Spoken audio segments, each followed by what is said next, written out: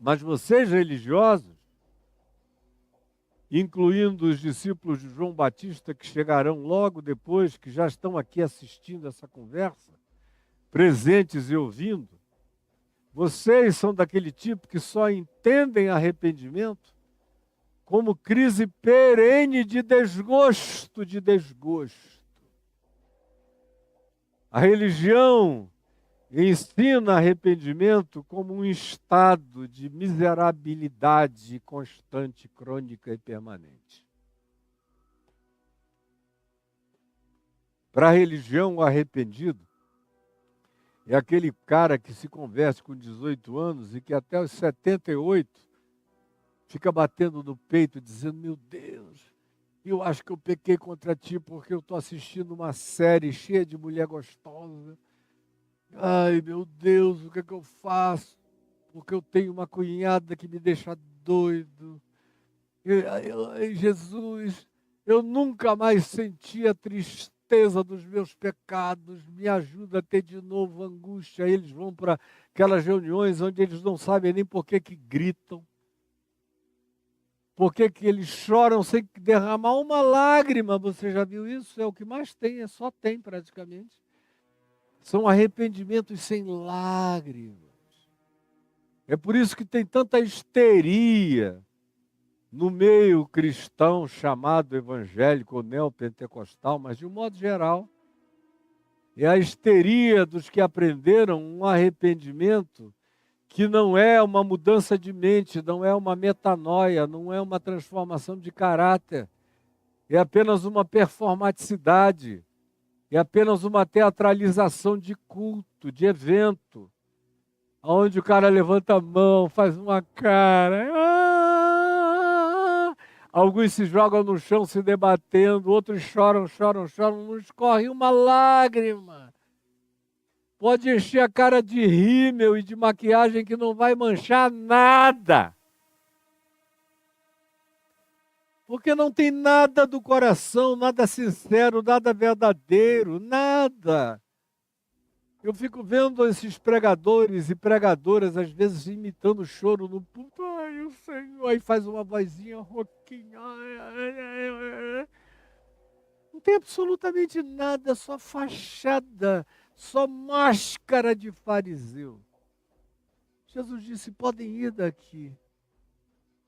Eu não sou para vocês e vocês não são para mim. Eu vim buscar gente sincera, pecador honesto, buscando arrependimento. E aí existem algumas formas de arrependimento, que é o que eu quero falar com você no dia de hoje. Preste atenção. Existe aquele arrependimento de dor, que é como, em geral, tudo começa na vida da gente. Quando a mente da gente leva o primeiro impacto de metanoia, que significa mudança de mente. Noia, mente, o metanoia é uma projeção da mente para além do imediato, é quando a gente alcança uma percepção, uma cognitividade introjetada, uma percepção de si mesmo, para além do imediato, do mascaramento com o qual a gente se viu refletido durante quase todos os dias da nossa vida, encobrindo nosso eu verdadeiro, nossa pessoa real. A maioria dos que estão aqui só lidaram com a sua persona religiosa, pública e social.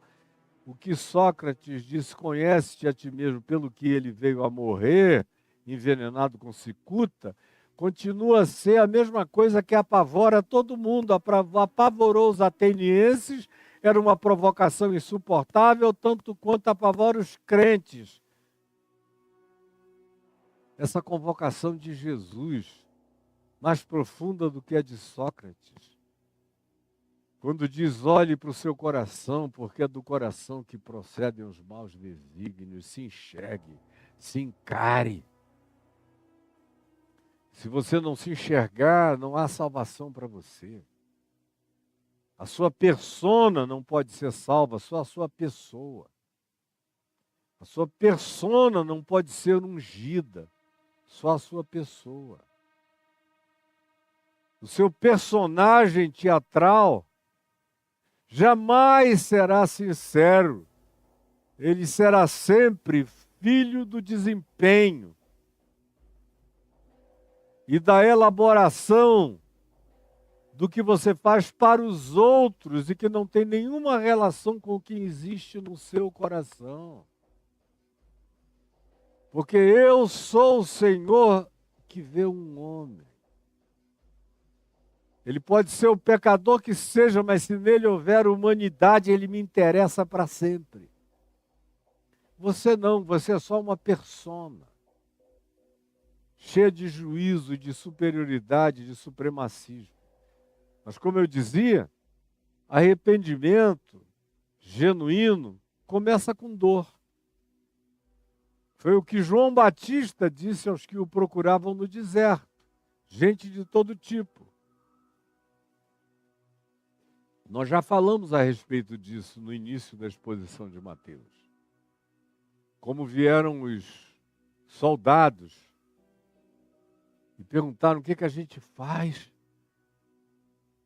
para que a gente entre no reino de Deus. E João Batista disse: contentem-se com o salário de vocês, não peguem mineira, nem propina, nem isso, nem aquilo, como muitos policiais fazem entre nós e fizeram a vida inteira.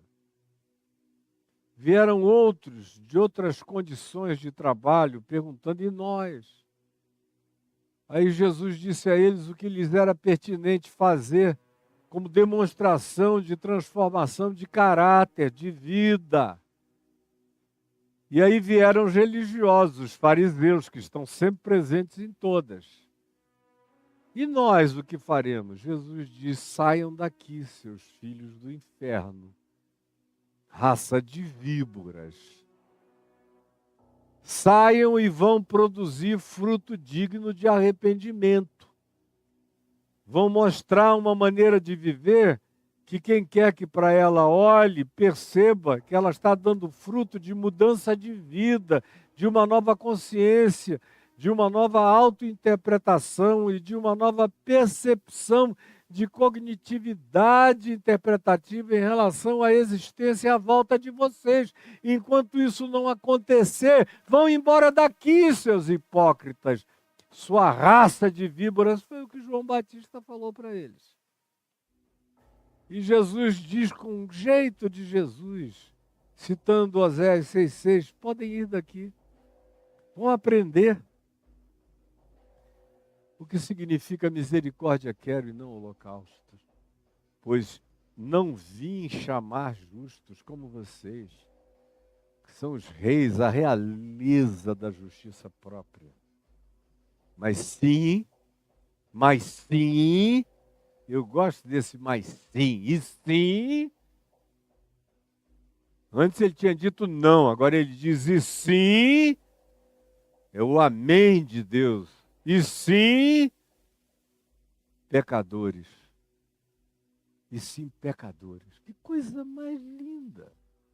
Não é à toa que mais adiante a gente vai ler no Evangelho de Lucas que Jesus foi apelidado por esses fariseus e religiosos de amigo de pecadores. A gente lê em Lucas de 15 em diante, amigo de pecadores. De fato, esse é o mais lindo de todos os títulos de Jesus. Amigo de pecadores. Que coisa mais sublime. Meu amigo, amigo de pecadores, eu sou um pecador, ele é meu amigo. Sim, eu vim buscar pecadores, como Caio, ao arrependimento. E já que eu me auto-mencionei como pecador, a quem o Senhor quis para ele, me viu, me enxergou e não desprezou a minha alma, antes me amou e me acolheu, eu iniciei com um arrependimento de dor. Dor por eu ser quem eu estava sendo, por eu viver como eu estava vivendo, por eu ter praticado tudo que eu pratiquei, por eu ter feito todos os males que eu fiz. dá aquela vontade de sair pelo mundo afora pedindo perdão a todo mundo. No meu caso, era tanta gente que nem dava. E eu não iria achar alguns deles jamais na vida, como tem alguns que eu nunca mais vi na existência. Dei uma surra e fui embora. Seduzi a garota e desapareci, nunca mais a vi, não sei nem onde ela está. E foram tantos e tantas. E no primeiro momento, dos primeiros dias do meu coração, era uma angústia do meu arrependimento, era essa. Eu queria procurar todo mundo, papai, eu dizia para o meu pai. E meu pai me dizia, meu filho, será impossível. Se você achar naturalmente do curso da sua existência, ou se você tiver alguém que você saiba onde está, onde mora, e que você queira ir e falar pessoalmente, vai e faça isso. Mas habitue-se ao fato de que, eventualmente, muitos desses que lhe vêm à memória, você nunca mais os verá. E eu perguntava, então o que me restará fazer? Papai dizia duas coisas. A primeira é orar por eles. Orar por eles pedindo que a mesma graça que te alcançou os alcance. E aí sim, não foram raros os que eu encontrei anos depois convertidos ao Evangelho. Alguns deles se converteram, inclusive, me ouvindo na televisão, no rádio, ou lendo livros meus. Meu Deus, faz meio século, tem muita história até o dia de hoje, até aqui. Milhares de histórias de conversões. E a outra coisa que meu pai me disse foi, além de orar por eles, seja você o melhor testemunho possível. Seja você o mais lindo e veemente de todos os evangelhos, que eles, tendo notícia, possam enxergar, possam buscar ver, possam se perplexificar, vendo o que Deus operou em você, como teve misericórdia de você, e como te encheu de graça, de verdade, de luz, e foi só o que eu fiz nesses 50 anos e meio. Mas isso começou, como eu disse a vocês, no meio daquele arrependimento de dor. Mas o arrependimento de dor tem prazo. Se o arrependimento de dor se tornar algo dolorido para o resto da vida, ele já não é arrependimento.